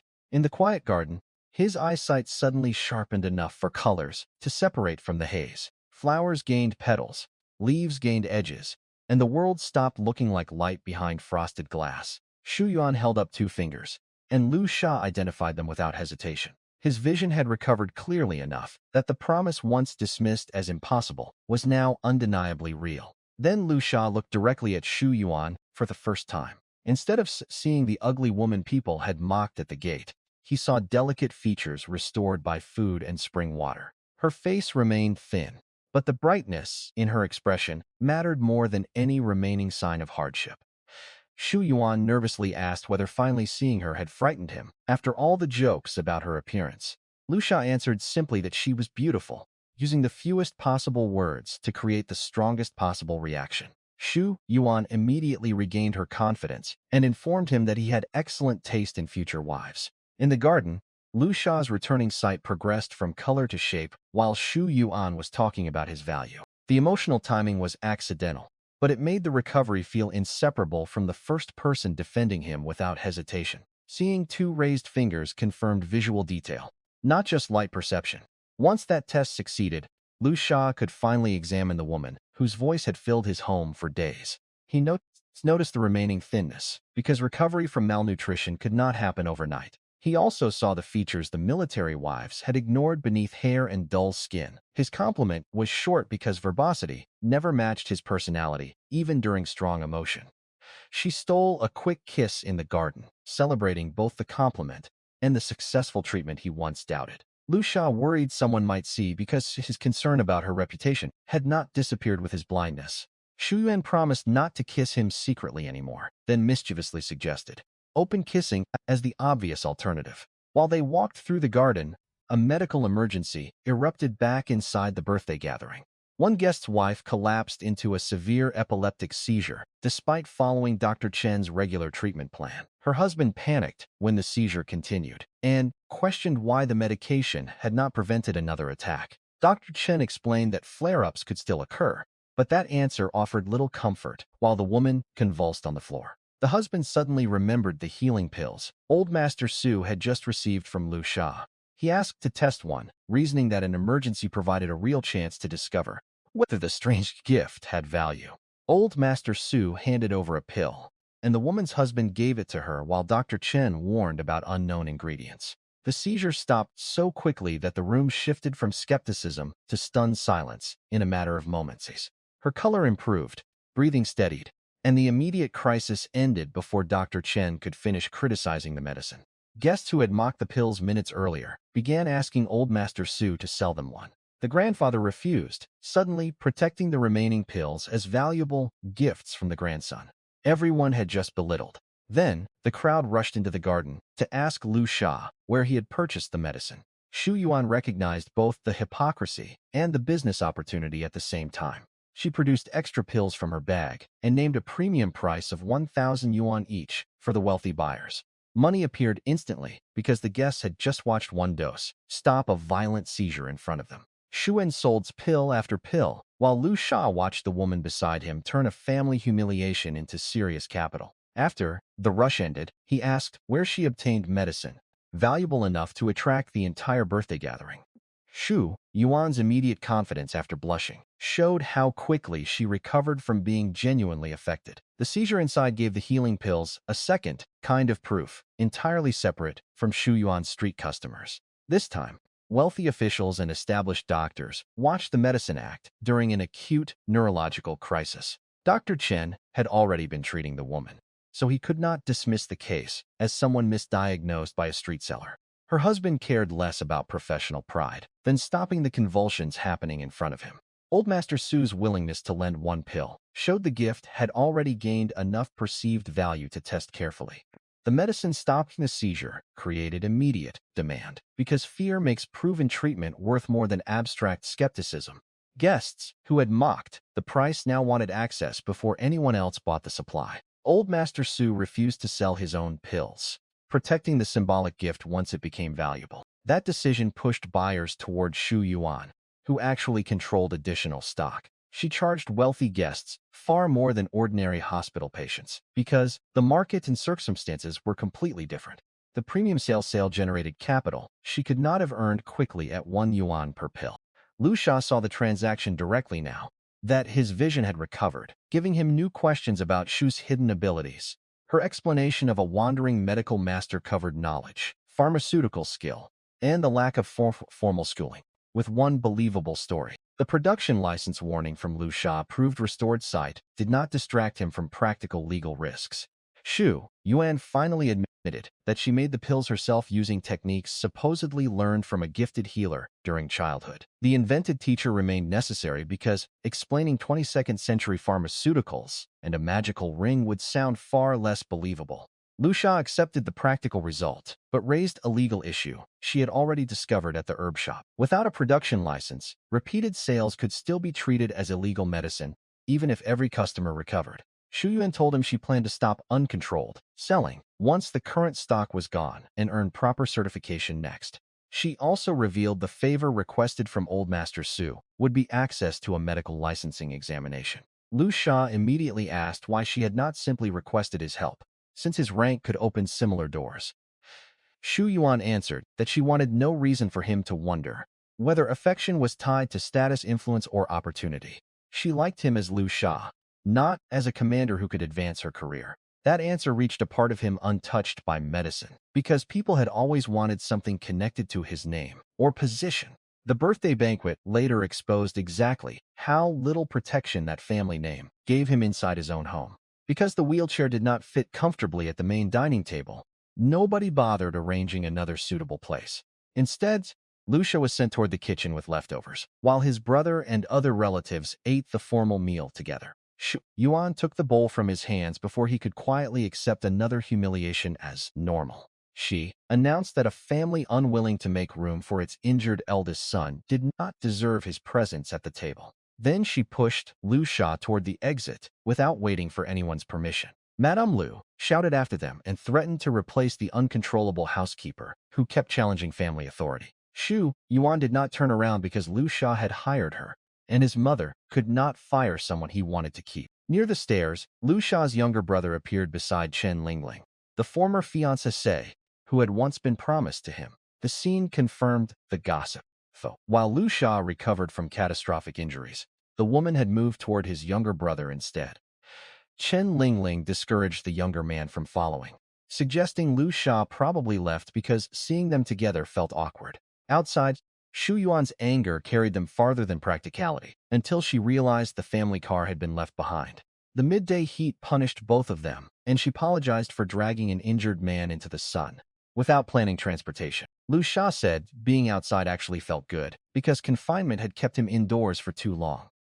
Lu Xuan still bought cold popsicles and found a nearby restaurant before heat turned his quiet enjoyment into another health problem. They ate a proper meal together, replacing the leftovers his family offered with food chosen specifically for him. For Lu Sha, the day clarified something stronger than attraction. Shu Yuan defended his dignity even when doing so cost social approval. For Shu Yuan, the same day proved that his family status meant very little if the people attached to it could treat him that poorly. He had enough authority to understand how quickly a successful unlicensed drug could attract official investigation. Shu Yuan agreed, because the herb shop owner had already given the same warning from a civilian perspective. Her plans shifted from endless street sales toward becoming legally recognized before success created larger enemies. That career goal made the favor from Old Master Su more important than money from the birthday party. Lu Sha's offer to help directly would have been faster, but speed was not the only value Shu Yuan was protecting. She wanted him to separate affection from dependency, especially after everyone else treated his rank as the most useful part of him. At dinner, the family's refusal to seat Lu Sha properly showed how little those titles protected him privately. The wheelchair could have been accommodated with minimal effort if anyone had considered inclusion a priority. Instead, sending him to eat separately treated disability as inconvenience rather than injury. Shu Yuan's decision to leave came before Lu Sha asked for rescue because she could not accept the arrangement silently. That impulsiveness created the transportation problem outside, but Lu Sha valued the motive more than perfect planning. No family car followed immediately, confirming how little urgency his parents felt after he left their celebration. The popsicle stop gave both of them time to cool, physically and emotionally, before choosing their next move. At the restaurant, Shu Yuan ordered enough meat to replace the meal he had been denied, rather than settling for another quick snack. Lu Sha's quiet enjoyment of sunlight mattered, because blindness and recovery had kept him indoors for weeks. For the first time that day, Nobody nearby was comparing him with his brother, his old fiancé, or his previous body. That ordinary lunch became one of the few parts of the birthday trip that belonged entirely to him and Shu Yuan.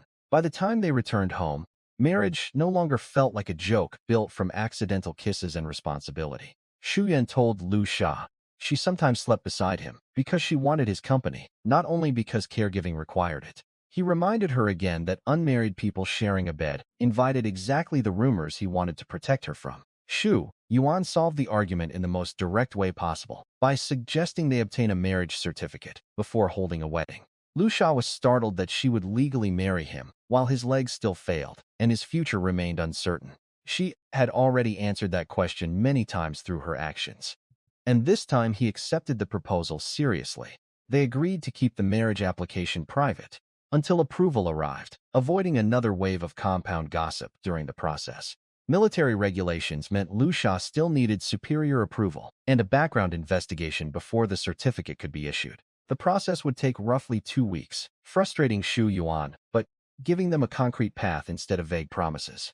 Lu Sha used the waiting period to reassert boundaries, asking for normal distance until their marriage became official. Shu Yuan interpreted normal far more generously than he intended, promising only to save the most intimate step for marriage.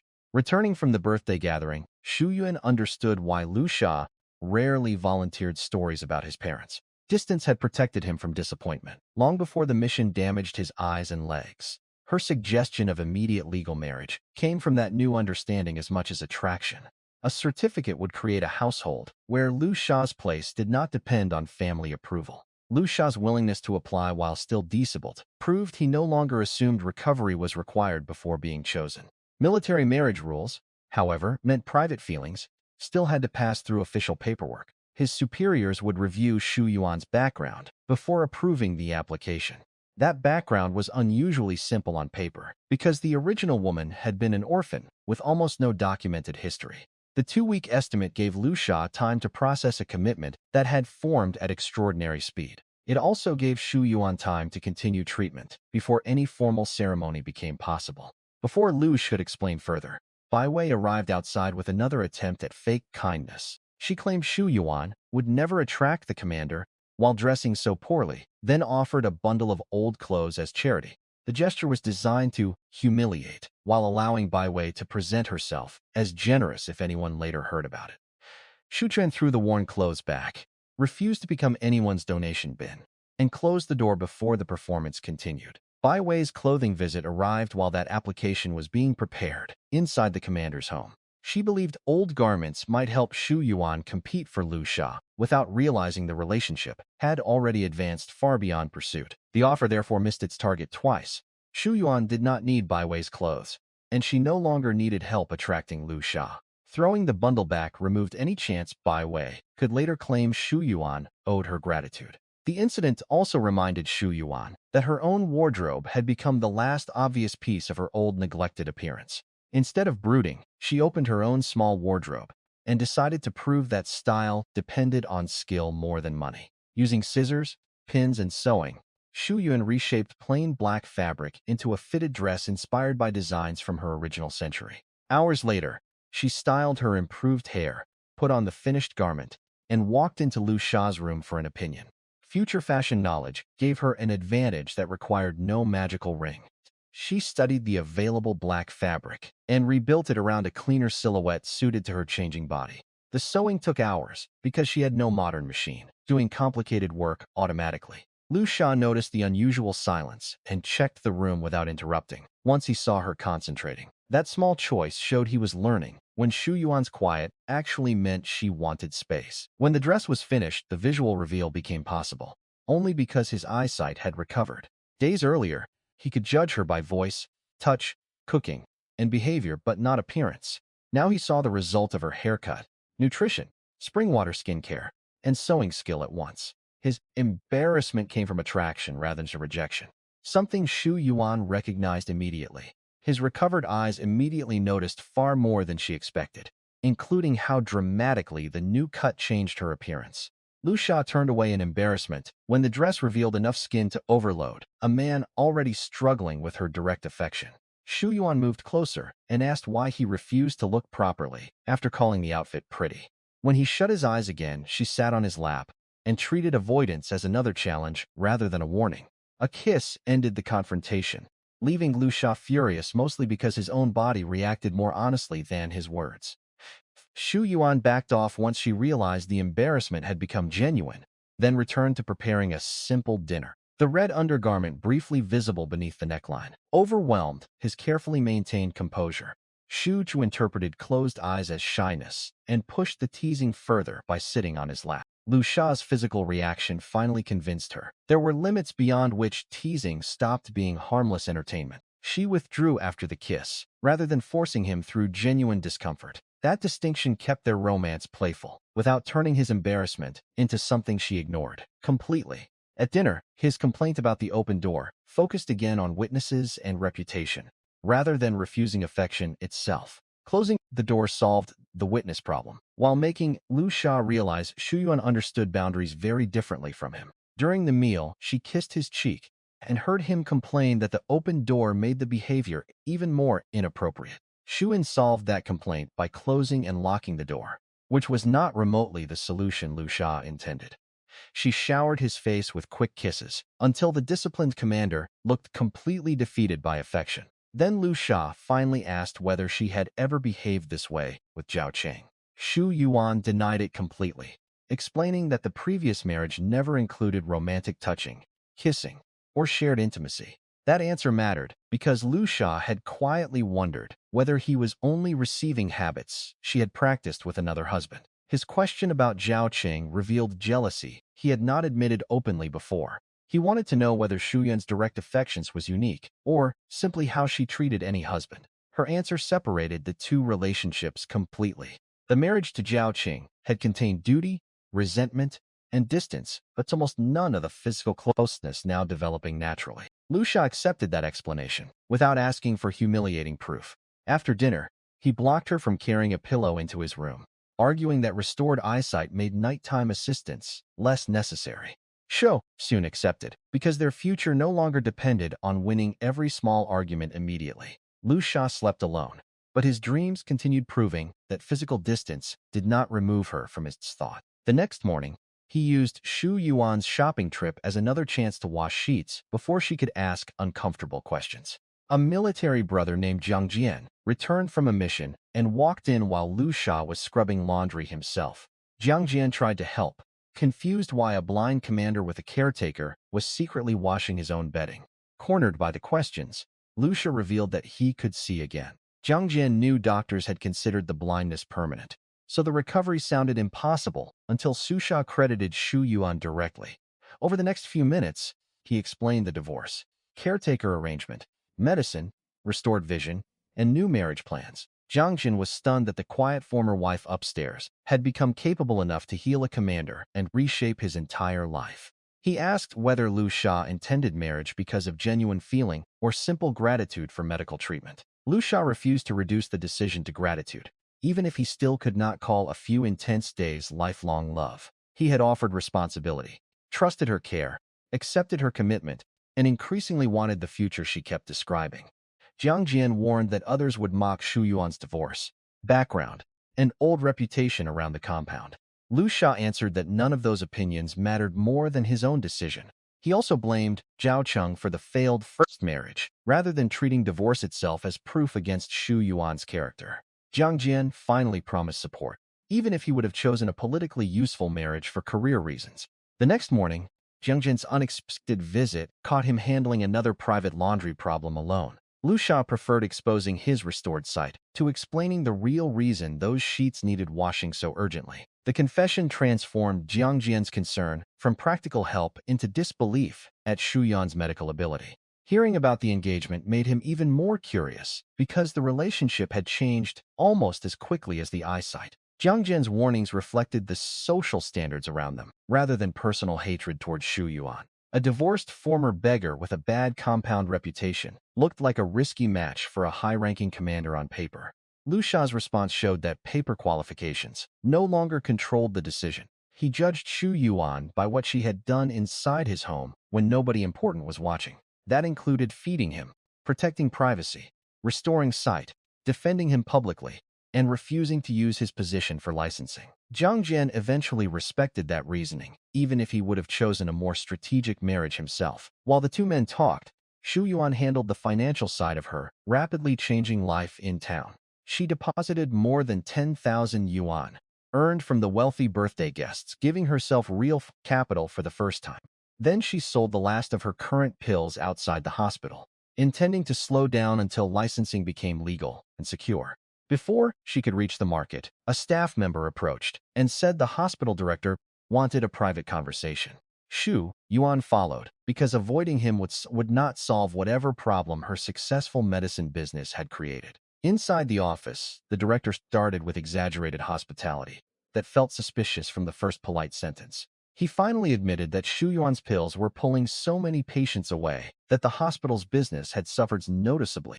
Shu Yuan pointed out that cured patients should be good news for a medical institution, even if another healer produced the cure. The director cared less about that principle than the fact that his hospital was losing revenue and influence. He offered to buy the formula so the hospital could manufacture the pills itself and control the treatment that patients wanted. Shu Yuan recognized the deal as a one-time payment in exchange for surrendering a business that could keep earning for years. She refused to sell the formula at any price offered in that meeting and stood to leave. The director warned her to think carefully, framing cooperation as something that would benefit both sides. It's in Chasis.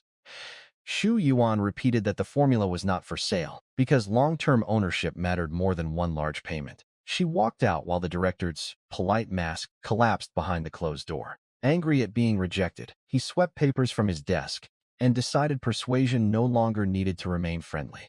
Shu Yuan did not hear the details, but she understood enough to know a powerful hospital administrator had become an enemy. While those two spoke, Shu Yuan's bank deposit turned the birthday pill sales into documented financial independence.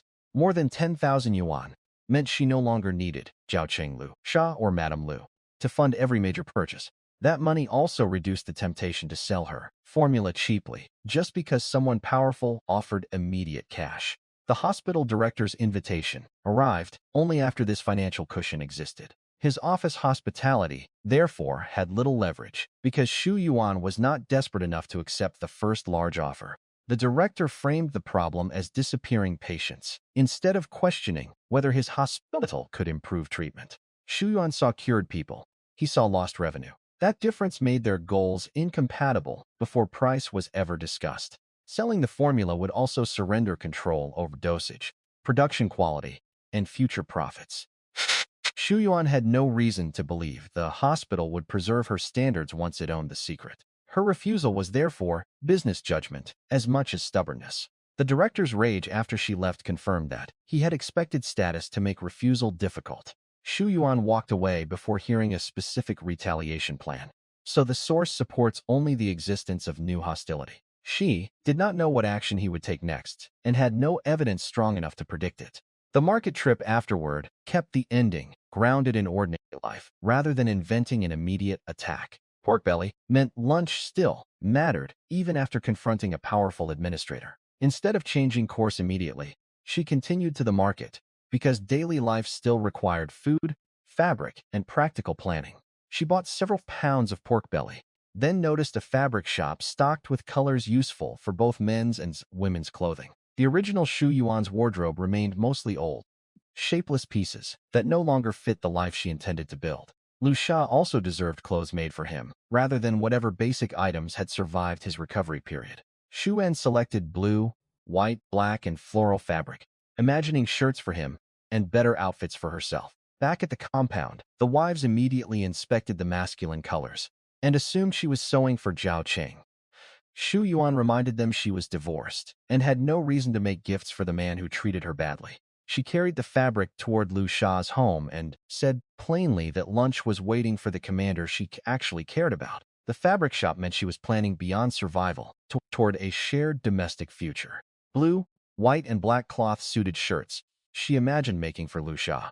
The floral fabric gave Shu material for clothes that belonged to her new identity rather than the abandoned marriage. Compound wives misread those purchases because Zhao Cheng remained the center of their old gossip framework. Their assumption showed public perception had not caught up with the reality. Inside Lu Sha's home, Shu Yuan no longer considered correcting that gap urgent.